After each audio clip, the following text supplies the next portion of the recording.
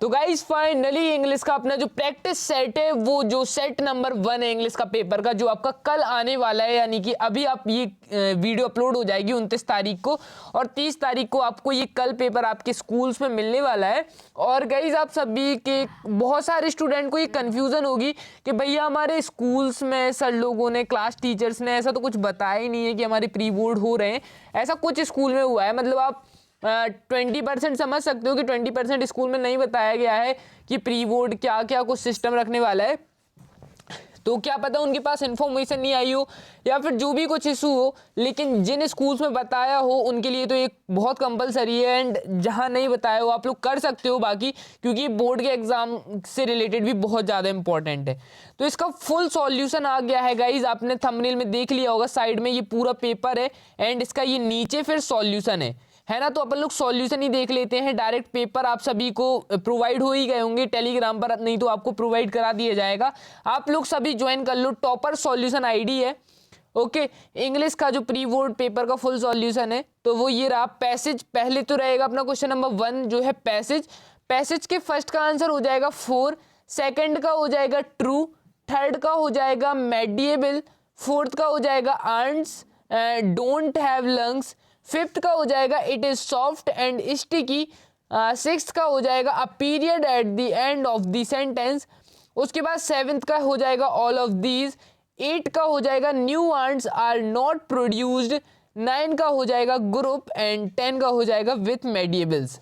Okay guys, चलो उसके बाद क्वेश्चन नंबर 2 आ जाता है जहां पर अपन को नोट्स लिखना होता है। नोट्स में फर्स्ट आपको करोगे टाइटल में लिखोगे कन्वर्जेशंस एंड फिर उसके बाद नोट्स मेकिंग करोगे। तो फर्स्ट हो जाएगा इसका conversation is instead the most easily teachable of all arts. Okay, second वाला हो जाएगा इसी का सेकंड पॉइंट कि conversationalist is to find a subject that interest. Third हो जाएगा avoid talking about yourself. Okay, चलो थर्ड वाला क्वेश्चन आ जाता है कि you are S Rajan of Barwani, you want to let your flat write out an advertisement to be published in the classified column of a newspaper। तो आपका नाम है एस राजन ऑफ, आप बारवनी से हो, तो आपको क्या करना है, आपका जो फ्लैट है उसको सेल करना है, लेट करना है। एक तो लेट के ऊपर होता है, एक तो सेल के ऊपर रहता है, ठीक है। तो write out an advertisement to be published classified column of your newspaper. आपके ऊपर फ्लैट के ऊपर एक एडवर्टाइजमेंट लिखना है, ठीक है। फ्लैट फॉर सेल के आपको जो फ्लैट है वो कितने का है, फ्लैट नंबर 12, ठीक है, संजय कॉलोनी दिल्ली में है, बारवनी फ्लोर। इधर पे आपको उस फ्लैट में 2 बेडरूम मिलेंगे, एक हॉल मिलेगा विथ अटैच्ड बाथरूम मिलेगा, ठीक है। कार पार्किंग भी रहेगी अवेलेबल, नियर पार्क भी है एंड स्कूल भी है, 24 आवर्स इलेक्ट्रिसिटी आती है and water supply, best location near by but stand and railway station. तो आपको अच्छी अच्छी चीज़ें लिख देनी है, चाहे वो थोड़ा सा खराब ऐसा हो, जैसे 24 आवर्स इलेक्ट्रिसिटी तो कहीं भी नहीं रहती है, कोई भी अच्छा से अच्छा करो, है ना। तो ऐसा से कुछ अच्छा चीज़ें लिखनी पड़ती हैं। जैसे कोई भी आप चीज़ बेचते हो ना, जैसे अपने फ़ोन ही बेचते हो तो आप लोग कहते हो कि 100% गुड कंडीशन, ऐसा लिखते हो ना, मतलब जैसे स्टेटस पर लगाते हो, तो वैसा कुछ आपको यहाँ पर भी लिखना है। ओके, फिर उसके बाद लिखना है कि genius wire can not only ad, ठीक है। यहाँ पर आप लोग लिखोगे जो जेन्युइन होते हैं, जिनको रियली खरीदना है, आपको यहाँ पर जेन्युइन कर लेना, जो रियली में खरीदना चाहते हैं वो कांटेक्ट करें, ठीक है। यहाँ पर सेक्टर 12 संजय कॉलोनी और यहाँ पर अपना एड्रेस डाल देना है, फिर ईमेल में कुछ भी लिख देना है, ऐसे ही कुछ भी लिख देना है, ठीक है। ओके, ईमेल अपना जैसे रियल नहीं डाल देना पेपरों के चक्कर में, आप वहाँ पर रियल ईमेल डाला हो, मतलब या अपनी एक बिजनेस ईमेल रखना हमेशा। जो भी हो, अगर आप स्कूल में हो तो एक बिजनेस ईमेल रखा करो, आपको कहीं भी देना पड़ जाए तो आप अपनी वो बिजनेस ईमेल दिया करो, कभी भी रियल ईमेल कभी किसी को मत देना, ठीक है, कभी भी।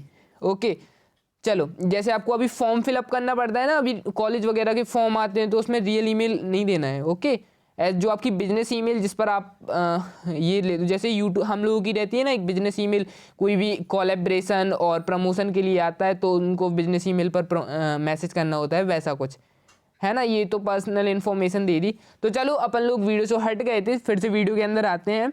तो यहाँ पर आपको एक लेटर लिखना है अपने फ्रेंड को, advising him to study English, जो वो स्टडी कर रहा है नॉलेज फ्रॉम रीजनिंग, वो एक तैयारी कर रहा है एनडीए एग्ज़ाम की, तो आपको बताना है कि उसको किस चीज़ की नॉलेज के लिए अपना पढ़ना चाहिए, तो English, maths, general knowledge and reasoning for incoming NDA exam, ठीक है। एडवाइस देना है कि ऐसे सब्जेक्ट का मतलब आपको प्रिपरेशन करना है एनडीए एग्ज़ाम को क्रैक करने के लिए। तो पहले तो सबसे पहले एड्रेस डालना है, फिर my dear friend Raju, informal letter, formal letters होते हैं उसमें ज़्यादा कुछ नहीं लिखना पड़ता है ना, इनफॉर्मल लेटर्स में जो एक होता है फॉर्मल, एक होता है इनफॉर्मल, ठीक है। तो उसमें ऐसा रहता है कि आपको एक में तो बहुत, जैसे अगर आप लोग कैसे समझाएं आपको, जैसे आपको बताएं कि इनफॉर्मल लेटर्स वो होते हैं जैसे अपने जो फ्रेंड्स को लिखे जाते हैं ना, जो फ्रेंड्स होते हैं उनको लिखे जाते हैं। फॉर्मल लेटर्स वो होते हैं जो जैसे कोई भी ऑफिस काम हो गया है ना, जैसे कोई भी नगर पालिका रिलेटेड या लाउड स्पीक किसी को ऑफिसर को लिखना है, टीचर को लिखना है, स्कूल टीचर को, तो वो फॉर्मल लेटर में आ जाते हैं। ओके, तो जो इनफॉर्मल लेटर्स होते हैं उनमें ज़्यादा ऊपर कुछ नहीं लिखना पड़ता है, हल्का सा एड्रेस डालना पड़ता है और डियर फ्रेंड ऐसे कुछ करके, और उसके बाद लिखना है we are all doing very well, हम यहाँ बहुत सही है, and I pray to God for your well being, तुम भी वहाँ सही होगी। I have not received your letter for a long time, hope you are safe, मैंने तुम्हारा लेटर बहुत दिनों से नहीं मिला है, तो होप सो, मैं यही होप करता हूँ, आशा करता हूँ कि तुम वहाँ पर सेफ होगे। The further news is that now the NDA exam time is near, तो मैं ये बता दूँ कि एनडीए का एग्जाम बहुत पास आ गया है। This year my class 12th exam is approaching and I am a busy preparation for the exam these days, my annual exam is about to being, so I stop travelling, so I preparing very well for all the subject. तो ऐसा आपको कुछ लिख देना है, और ये याद रखना कि हरदम कोई भी लेटर लिखो, एप्लीकेशन लिखो, तो वो 2 पैराग्राफ में होनी चाहिए, ठीक है। चाहे वो दूसरा पैराग्राफ 2 से 3 लाइन का क्यों ना हो, लेकिन 2 पैराग्राफ ऐसा करना। अकॉर्डिंग टू सीबीएसई फॉर्मेट ऐसा कहा जाता है कि 2 पैराग्राफ लिखे जाएं तो बहुत सही माना जाता है, और ये प्रश्न बैंक वगैरह में आपको ज़्यादा कुछ ऐसा नहीं मिलेगा, फॉर्मेट है ना, और टीचर्स भी नहीं बताएंगे अपने ज़्यादा, क्योंकि उन्हें इस बारे में नॉलेज नहीं रहती उतनी ज़्यादा, ठीक है। जो अभी नया सिलेबस आया एमपी बोर्ड का, जो पहले की इंग्लिश वगैरह का सिलेबस रहता था वो अलग रहता था थोड़ा। फिर आपको नीचे लिख देना योर फ्रेंड राजेश। उसके बाद आ जाता है 5th question, right a short paragraph of any one of the following topics 120 words. तो एक इसमें से आपको चुनना था। 5th क्वेश्चन आपको बता देते हैं, यहाँ पर देखो, यहाँ पर जो आपका 5th क्वेश्चन था ना, यहाँ पर दिखा देते हैं। इनमें से एक शॉर्ट पैराग्राफ चुनना था 120 वर्ड का, तो कोई भी उठा लो। Importance of protecting tree, harmful effect of junk food, benefits of modern technology, importance of games and sports, इनमें से कोई सा भी उठा सकते हैं अपन। ओके, चलो यहाँ पर अपन लोग अब आते हैं, तो इसमें लिखना है देयर इज एन ओल्ड, मतलब importance of games and sports, जो गेम्स एंड स्पोर्ट्स हैं उनकी क्या इंपॉर्टेंस है। तो ऑल देखो, there is an old saying, all works are no play makes Jacks are dull boy, no doubt a wise saying. Basics है इसमें, ये निकल के आता कि हमें गेम्स पर फोकस करना चाहिए, हमें हरदम घर पे ऐसे घर में घुसे रहना नहीं चाहिए। मतलब जो होते हैं ना कुछ लोग फ़ोन पे लगे रहते हैं, वो गेम्स है ना, बाहर गेम्स एंड जो एक्सटर्नल एक्टिविटी रहती है वो बिल्कुल भी नहीं करते हैं, हरदम घर वगैरह पर ऐसा। एंड गेम्स हमारे लिए बहुत इंपॉर्टेंट है, इसके हमें बहुत सारे लाभ हैं। इससे हम टीम वर्क सीखते हैं, डिसिप्लिन सीखते हैं, और हमारे जो बॉडी है वो मेंटेन रहती है, और ब्रेन मेंटेन रहता है, और ये सब रहता है। और इसके बाद आपको लिख देना है इससे हमारी करियर अपॉर्चुनिटी भी बहुत ज़्यादा है आज के टाइम पे गेम्स से। ओके, तो ये सब आप लिख सकते हो। उसके बाद आ जाती है हमारी ग्रामर। ग्रामर में आपको पहले का लिखना है द, सेकंड का मैनी, थर्ड का इन, फोर्थ का स्पोकन, फिफ्थ का हु, सिक्स्थ का देन। उसके बाद आ जाते हैं डू एज डायरेक्ट। फर्स्ट का हो जाएगा neither does Sita sing nor does she dance. Second का हो जाएगा unless Rajesh act now he will lose everything. Third का हो जाएगा तो the journey was long everyone enjoy it. Fourth का हो जाएगा she did not hurt her friend.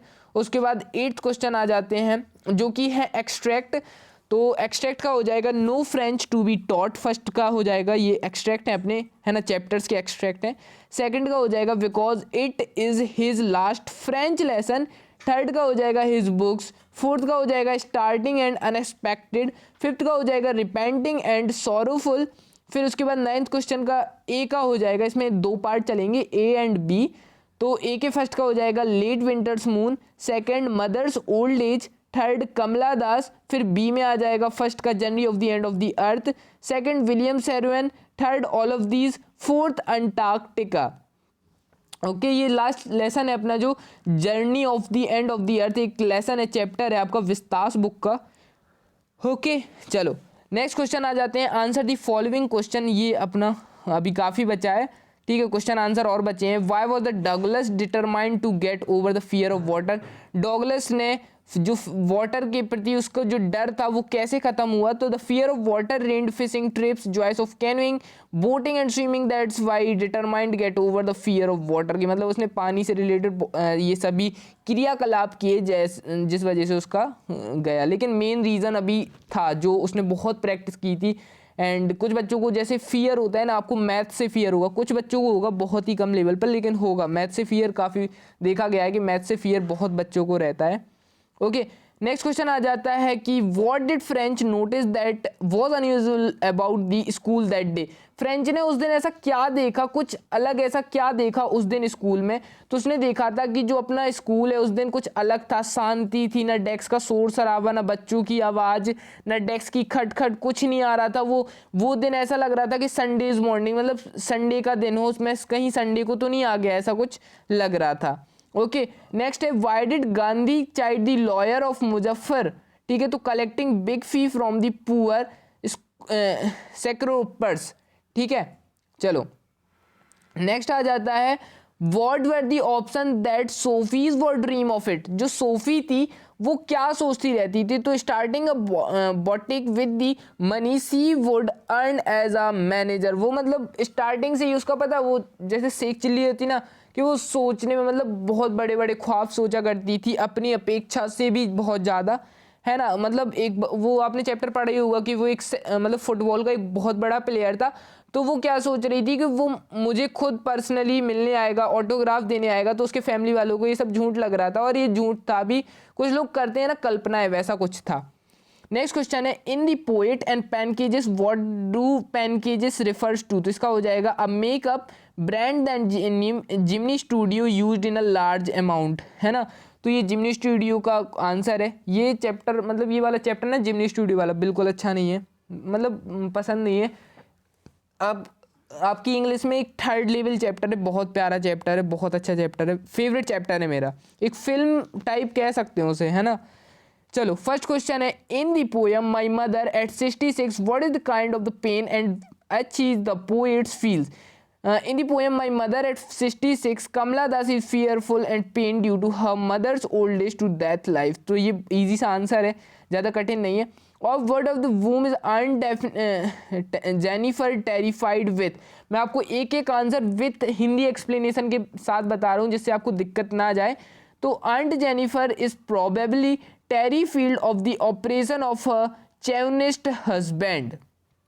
Next question आ जाता है what is the sadness that the poem refers to the poem of keeping quiet, तो because of the following to understand over self the monetize everyday existence, जो वो क्या चाहते थे, जो एक चैप्टर था अपना कीपिंग क्वाइट, इसका सार ये था कीपिंग क्वाइट चैप्टर का कि वो चाहते थे कि ये दुनिया एक सेकंड के लिए, कुछ टाइम के लिए बिल्कुल शांत हो जाए, यहाँ पर कोई शोर शराबा ना हो, कोई गोलीबारी ना हो, कोई इंसान कुछ बोले ना, कुछ पल के लिए, कुछ क्षण के लिए, तो जो जब ऐसा होगा ना दुनिया में सब कोई शांत हो जाएगा, तो वो क्षण देखने लायक होगा, मतलब उनका ऐसा मानना था पोएट का। उसके बाद क्वेश्चन नंबर 12 है questions and answer below what does the third level refers to, तो ये आ गया आंसर थर्ड लेवल वाला, फेवरेट चैप्टर है। The third level an escape from the modern world that full of insecurity fear was worry and all the rest of it, वो क्या था कि एक अलग ही जमाने में टाइम ट्रेवल कर जाता है वो बंदा जो इस चैप्टर में रहता है, ठीक है। Why does Derry get his face burnt? तो Derry face was burnt by acid on one side. When pupils saw Derry's acid burnt face, they tried to console him by telling him fairy tales. उसके बाद 13 वाला आ जाता है what is the Mukesh attitude toward his situation different from the Saheb, तो Mukesh does not like the business of bangles, he want to a motor mechanic, Mukesh ये चूड़ियाँ बनाना नहीं चाहता था, वो चूड़ियों का बिजनेस में नहीं आना चाहता था, वो चाहता था वो अपना खुद का कुछ करे, उसे मोटर मैकेनिक बनना था। नेक्स्ट क्वेश्चन है how does the fiddler interest the act of kindness and daughter, तो इसका हो जाएगा it was only the daughter who genuinely offered warmth and goodness the peddler, उसके बाद आ जाता है 14 question, write the central idea of the poem of keeping quiet. तो कीपिंग क्वाइट का अपन को सेंट्रल आइडिया लिख देना है। वही सब चीज़ें कि वो क्या चाहते थे कि ये जो दुनिया है कुछ क्षण के लिए शांत हो जाए, पॉलिटिकल रिलीजियस प्रॉब्लम, ये कुछ प्रॉब्लम्स ना हो, बस कुछ देर के लिए दुनिया बिल्कुल शांत हो जाए। उसके बाद 15वां question, what value of the life good the story tiger king give. Tiger king एक चैप्टर था, एक बूढ़ी आंटी होती थी जो एक अपने कह सकते हैं जैसे आंटी लोग पैदान बनाती थी ना, वो उस पैदान में एक क्या बोलते हैं चीता बना रही होती हैं, जो दहाड़ता हुआ चीता जो भाग रहा होता है। तो वो सब चीज़ें दिखाती हैं कि जब वो मतलब उनकी डेथ हो जाती है लेकिन चीता वो ऐसे ही रहता है। मतलब बहुत ही अनोइंग चैप्टर है। तो साइंस तो निकलता नहीं, लेकिन अब क्या है सिलेबस में है तो पढ़ना तो पड़ेगा। ठीक है, तो गाइज 15 तक अपन ने सॉल्यूशन कंप्लीट कर लिया। होप सो आपको हिंदी एक्सप्लेनेशन के साथ हर एक आंसर समझ आया होगा। एंड आई थिंक कि आपको ये वीडियो भी पसंद आई होगी। अगर पसंद आई हो वीडियो तो प्लीज़ वीडियो को लाइक कर, चैनल सब्सक्राइब जरूर करके जाना। और भी आगे के सॉल्यूशंस के लिए बहुत मेहनत कर रहे हैं आप सभी के लिए। सॉल्यूशन ढूंढना आपको लगता है इजी है, लेकिन इट्स वेरी टफ यार कि हर क्लासेस का एंड हर सब्जेक्ट का सॉल्यूशन ढूंढना एक एक दिन में, और फिर वीडियोस बनाना काफ़ी मुश्किल हो जाता है। और सपोर्ट भी अच्छा मिले तो फिर अच्छा भी लगता है ना। तो होप्स इस वीडियो पर आप लोग 600 लाइक कंप्लीट करा दोगे। Thank you so much for watching guys, love you all. फिर मिलते हैं